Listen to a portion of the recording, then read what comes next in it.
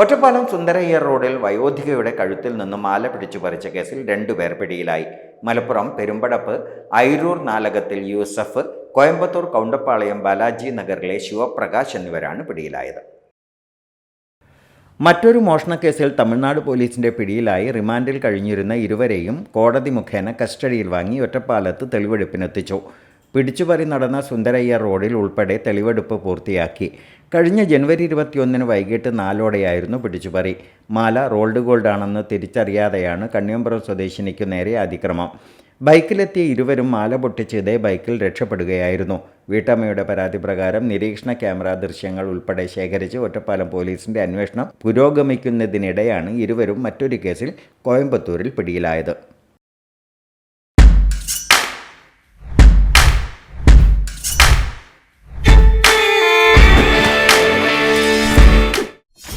.view news, കാഴ്ചകളാണ് ലോകം, കണ്ടു തുടങ്ങുക.